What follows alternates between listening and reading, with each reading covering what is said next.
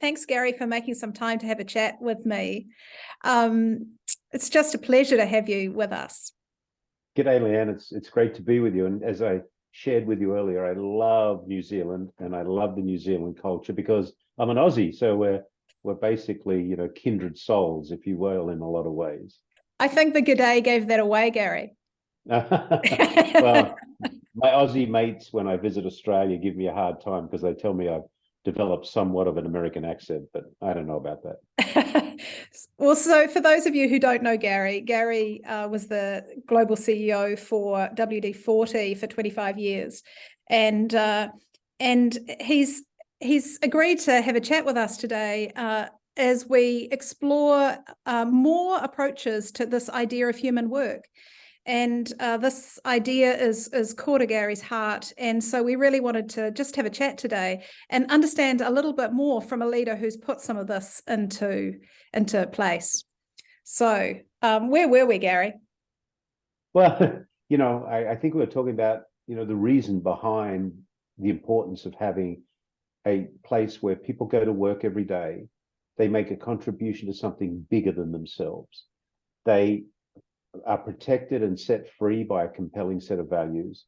They know they matter and feel like they belong. They learn something new and they go home happy. Now, why is going home happy important? Because happy people create happy families create happy communities, and happy communities create a happy world. And by golly, we need a happy world.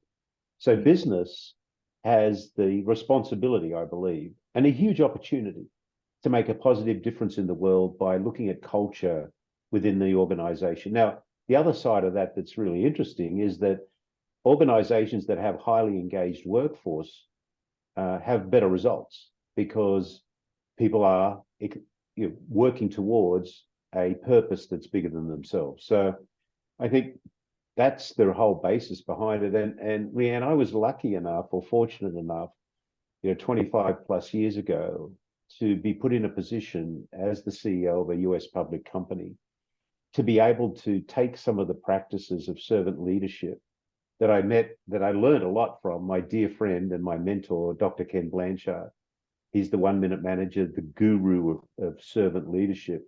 Ken was my professor back at university in San Diego when I got my master's degree in leadership. And I wrote a book with Ken called Helping People Win at Work, which has a great tagline, don't mark my paper, help me get an A. Because our role as leaders is not to mark people's papers, it's to help them get an A. So that's a little bit about the background. That's gorgeous, Garry. And you were telling me this story about, I'm always really interested to find out why leaders come to this place, that they really get why we need happy people, happy families, happy communities to make a happy world. And so you were telling me the story about a long distance flight you were having and a couple of things that you read on that flight. Tell me a bit more about that so I can understand how you came to care about this stuff. Yeah, sure. So what I was sharing, I was on a Qantas flight. I was flying from Los Angeles to Sydney. I was at 38,000 feet somewhere over the Pacific Ocean. And I was in the upper deck of a 747, and I was probably the only overhead light that was on because I wasn't sleeping. And I was reading through different, articles and stuff that you throw them in your bag when you're going on a long flight, and maybe you'll get to them. And two things I read really changed my thinking. The first one is I read something that was attributed to the Dalai Lama, and it says, our purpose in life is to make people happy. If we can't make them happy, at least don't hurt them. And I thought, well, that makes sense. And in the same sort of session I was reading, and I read something from Aristotle. And Aristotle, who was born in 384 BC, said, pleasure in the job puts perfection in the work. And I kind of went, yes. Wouldn't it be great if we could create a place where people actually enjoyed what they're doing? And if the real drive and the real objective of the leadership was not to hurt people. And I saw around me in a lot of businesses, a lot of unhappy people and a lot of people that were being hurt by toxic cultures. In fact, I'll reach over here because I want to show you somebody here. This is Al. Hey, Al. Now, Al is the soul-sucking CEO of Fear Inc. I created Al. And you can see behind me on my bookshelf, there's Big Al, there's a big, and I created these dolls Oh because yeah, I see, Big Al. I like to talk about the toxic behaviors of leaders that create these toxic cultures. And number one with Al, his ego eats his empathy instead of his empathy eating his ego. Al thinks micromanagement is essential. He thinks learning is for losers. He thinks he's cool, or it could be Alice too. Let me say this Yeah, could be yeah, Alice. yeah, for sure. They don't value the reality of learning. So let's create a culture where Al doesn't exist, where it's servant leadership, where we are there for one reason, and that's to help those that we have the privilege to lead develop and step into the best version of their personal selves. So inspiring, Garry. Was there anything from your earlier experience before you got to be the boss, or in your early days of study, or anything that had you well set up to read those two things in the plane and go, yeah, I'm going to work with these ideas? Yeah, I'm consciously incompetent. Okay, so you know that you have some incompetence around things. Yeah, and I often used to say, in most circumstances, I'm probably wrong and roughly right. So I need all the help I could get. Yeah. And it's kind of intuitive that if you're working with people who enjoy working with you, you're going to get some good results. There's one other thing that I read that I think is probably one of the most interesting books ever, and it's written by Robert Fulghum. Everything you need to know you learned in kindergarten. Okay, I haven't heard of it. I must read it if it's a must read from you. And it's pretty simple. Its principles are, and it's in its 17th edition now, I think, Leanne. And its principles are pretty simple. Say please and thank you. Pick up after yourself. If you go out late at night, take a friend. Don't steal. Make your bed. And if you think about all those principles of things you learned in kindergarten and you actually apply them in business, they make a lot of sense. Mm-hmm. So I think that's and Ken Blanchard reads that book every summer, and I do too now, just to remind myself of the importance of these simple, practical things of life. That if you use them in leadership, they work. Beautiful, Garry. I mentioned when I first reached out that a co-author and I have recently written a book. It's this one here, Human Work. Perfect. And the purpose of the book really was to celebrate leaders around the world who are creating work environments where humans get to be in the best state possible when they leave work, to go home to be the best parents and partners and contributing members of society they can be. You and I care about the same thing, right? And one of the things that I noticed is that we found leaders from around the world, but curiously, and we didn't particularly go looking for leaders in publicly listed companies, but we tended to find leaders like Bob Chapman from Barry Waymiller, or leaders from organizations who were yes, they're at the behest of their board, but they're not publicly listed. And so I'm curious about your experience of working in the Wall Street world and trying to do this approach, and what kind of pushback you got, if any, and what tips you have for other leaders who are working in that environment and getting thrown around a bit by their governance model. Sure. Yeah, it's different. Bob Chapman's a friend of mine, and I've been with him on several occasions, and he's just a great leader. But you're absolutely correct in that if you look at Wall Street, they're very much about what are you going to do for me in the next 90 days. And I adopted a lot of the principles of the infinite game. Simon Sinek and I have had many conversations around playing the infinite game. So it's not easy.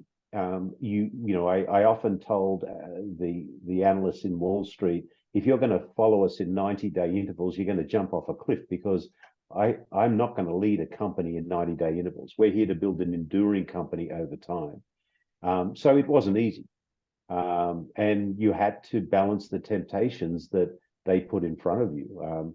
And you're right, it's easier if it's a private company and you don't have those 90-day kind of benchmarks that are sometimes unreasonable. But you also have to perform. And my argument to Wall Street was, if I have a highly engaged workforce, then our output is going to be better than if they're not highly engaged. So I'm going to work really hard on culture. And the reality is it worked, because as we continued to grow, when I got to lead the company, our market cap was around 300 million US dollars. When I refired, which, because I didn't retire, I refired last August, our market cap was $2.6 billion. So we'd had a compounded annual growth rate of total shareholder return of about 14% a year. We'd 6x the revenue. So we'd gone from, what we were as 100 and something million to nearly 600 million in revenue globally.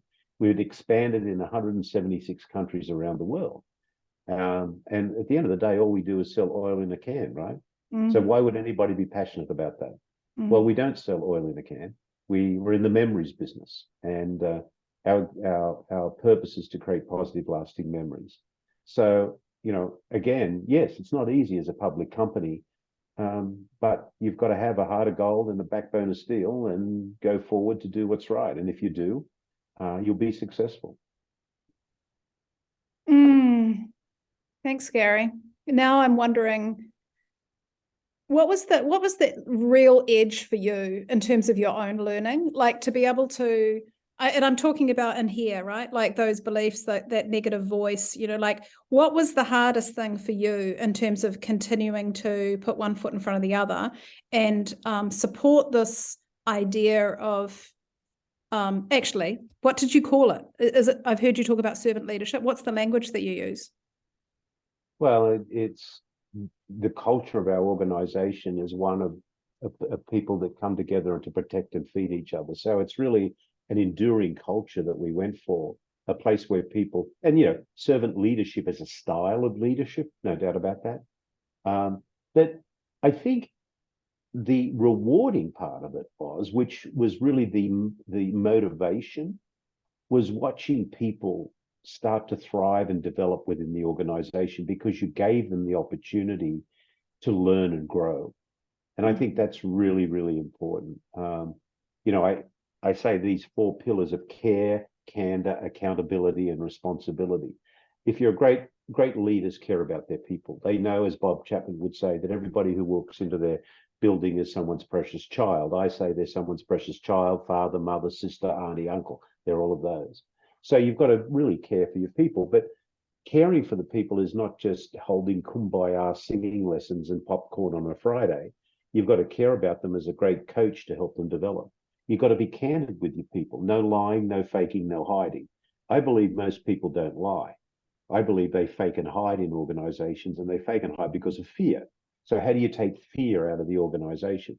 One of the ways we did is we took the word failure out and replaced it with the learning moment. We don't make mistakes, we have learning moments. And the definition of the learning moment was a positive or negative outcome of any situation that has to be openly and freely shared to benefit all people. The next thing is accountability. What do you expect from me, and what do I expect from you? And that was really the cornerstone of the book that Ken Blanchard and I wrote together. Most people let people down because we haven't been clear about or agreed with what we're going to hold each other accountable for.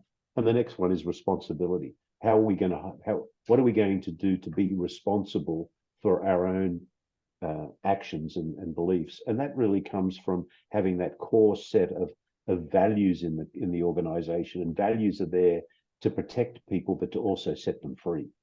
So anybody in the organization should be able to make any decision they want, as long as they use our values as their guideposts, as their shining light in making that decision. Got it. So, I see a lot of similarities to the way in which Bob talks about his truly human leadership, is what he calls it. And so let's come back to that question. I heard you create a culture of protecting and feeding each other.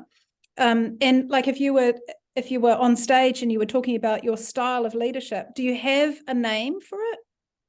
Well, we call it tribal leadership. Tribal, Because we call ourselves a tribe, not a team. Not that we were referring to any indigenous group at all. What we were referring to is the behaviors of tribes that go back thousands of years. And interestingly enough, the number one responsibility of a tribal leader is to be a learner and a teacher.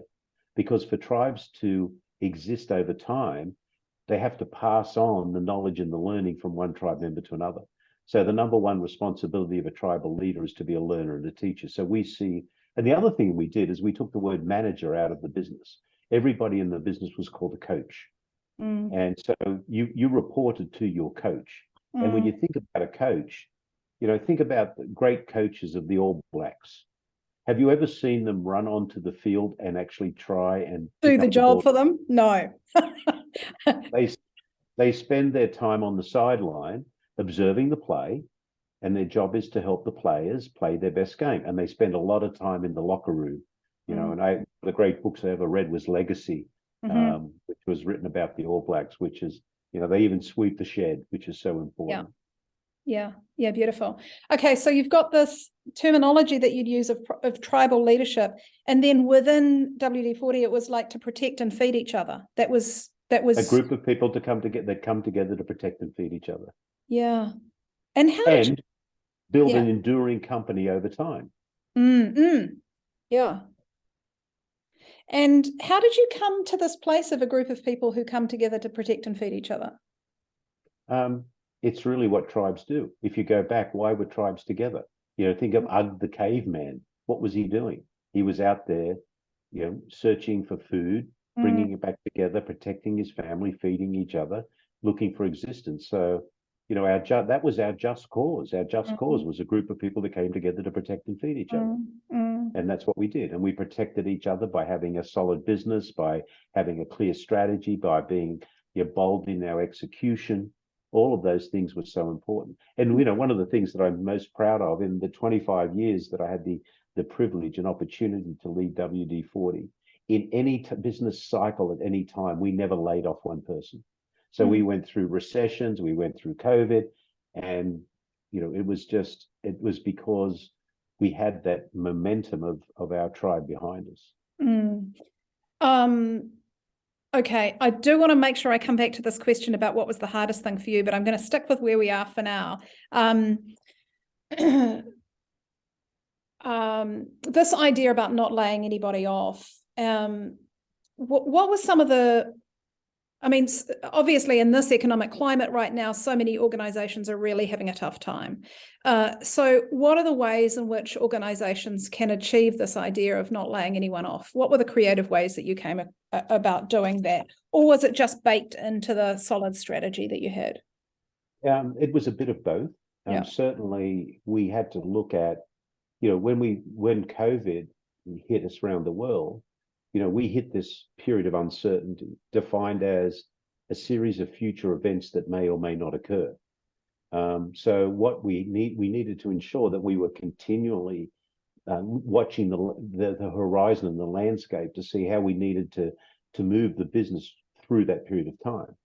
But from day one, we had three clear objectives. The number one objective was we're going to protect and care for our people. That was the number one objective. Number two was we're going to take care of our customers the best we can during this period of time. And number three was we're going to protect the business infrastructure so we could thrive when this was over. Now, we didn't know what the future looked like. None of us did. But we knew that we needed to stay together, especially at these times. And it was interesting that, we take the pulse of our organization regularly. We have 93% employee engagement. 98% of our people say they love to tell people they work at the company. 97% of our people say they respect their coach. One of the measures we have is 94% of our people said that they were excited about their place in the company's future. Now, here's something really interesting. In January 2021, I did a pulse survey because we were a year into COVID, and I wanted to make sure we weren't draining cultural equity. That number from 94% went to 98%. Now, here we are in January 2021. We're still not confident about a vaccine, although we're probably less concerned that we're all going to die. And I went, why did the percentage of people confident about their future go up in such uncertain times? So we dug into that a little bit. And here's the one word we got back: we are safe. They said, if we need to be anywhere right now, we're better to be here because we feel safe within this organization. So, I adopted some of Bob Chapman's theory, it's better that all of us hurt a little than few of us hurt a lot, right? So, but we were fortunate during COVID that we actually had a thriving business because Right. people were staying at home and doing stuff. And yeah, right. Creating memories. That was very helpful for us. So you didn't actually need to take any of those initiatives of reducing people's salaries or anything like that. Yeah, we did nothing. No, we did not need to do that. But the other side of that too is that, we were very conscious along the way that we never got out over our skis. I was very conservative in the fact that if we bring somebody onto the company, we better be sure that we can support them in good times and in times that aren't so good. So, I probably got some negative feedback from time to time around, we need some more people. And my answer to that will be when we can afford to keep them forever, we will get them. But if we can't afford to keep them forever, we're not going to get them. Wow, that's such a big call in a time leading in a time of such uncertainty right now, huh? Yeah, exactly. Incredible. Well, what we're going through right now is a period of turbulence. I kind of explain it like this, Leanne. If you think about an organization, let's think about it like a trip on an aeroplane. So on an airplane trip, we know where we want to go. So we say our destination is we're going to fly from Auckland to Christchurch. Okay, fine. We have an airplane. Good airplane. Yes, we've taken care of this airplane. We service it. It's equipped with the right navigation equipment. Okay, what else do you need? You need a crew. Okay, now our crew are our people. So the plane's about getting ready to take off. The captain gets on the blower talking to the flight control people, and they said you either have headwinds or tailwinds. So if you have headwinds, it's going to take a little longer to fly from Auckland to Christchurch. If you've got tailwinds, it's going to be quicker. And if you've got tailwinds, you're going to use you're going to use less energy. So we all take off and off we go. And the captain comes on and says, great, we think the flight's going to be okay, but please keep your seatbelt on just in case. And then we hit turbulence, bang. And turbulence is uncertain. We don't know the length of it. It's disruptive. It's scary. And the crew use more energy during turbulence. So we end up landing in Christchurch. We've used more fuel and the crew are very, very tired. And that's what's happening in business today, is that we're going through this turbulence in uncertain times. Now, if you haven't taken care of the airplane and you don't have a good crew on the board at takeoff, when you hit turbulence, you really get into trouble. So that's why now it's so important. I was talking to someone yesterday about the return to the office syndrome. And, I wrote an article around the time when people were talking about the Great Resignation, and I called it the Great Escape. People were escaping toxic cultures. So now some people are a little hesitant to go back to the office environment. And my argument is, why would they want to go back to a toxic culture? Companies that have great cultures, people are going back to those organizations. Because when you think about, connection, it is so important for human beings to be connected. People get put in solitary confinement. Why? And what happens eventually? They go crazy. So let's not put ourselves in solitary confinement around culture of organizations by breaking this connection, which is so important. Beautiful.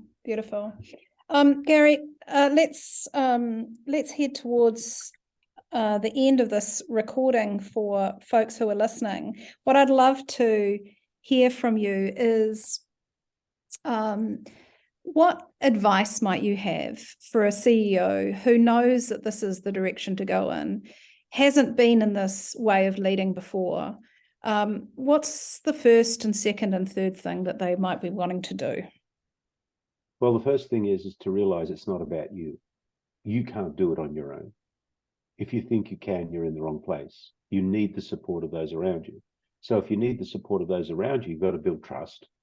And you build trust by showing people that the reason you go to work every day is to help them step into the best version of their personal self. And you need to be brave. One of the things that leaders do is they protect their own comfort zone at the expense of someone else's development.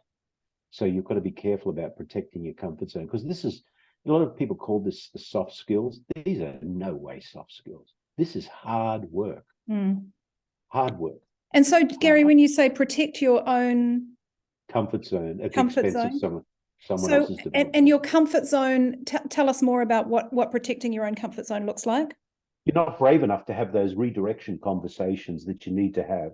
Like, real quick story. When I was at school in Australia, in my science lab, my science teacher gave me a petri dish. And they said, what we're going to do is we're going to grow culture in this petri dish. So what are the two most important things? The ingredients you put in and how you take care of the petri dish. So we put all these ingredients in to build a good culture. What are they? A people first mindset, clear purpose, good set of values, put all the ingredients in. Now, I own the petri dish as the leader.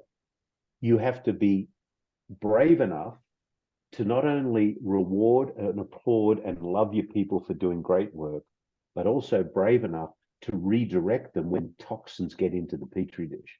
And sometimes we protect our own comfort zone because attacking those toxins is very uncomfortable. So we turn a blind eye. Well, Jim over there is a great performer. He's bringing in all of these biggest sales ever, but he's an ass. But do something about that. Got it. Yeah. So we've got, it's not about you, it's about being brave. Was there a third thing? And it's simple, not easy, and time isn't your friend. So you've got to have patience and consistency. Culture equals values plus behavior times consistency. There's the algorithm. So do you have the values? Have you identified the behaviors? Are you brave enough and loving enough to do what you need to do to develop those behaviors and treat the toxins? And you have to do it day after day after day after day after day. Yeah. Thank you for that advice, Garry. Don't go away. We'll hit pause on this recording. It'd be lovely to bring you back for another conversation another day. You bet. Thanks for coming, Garry. You're welcome.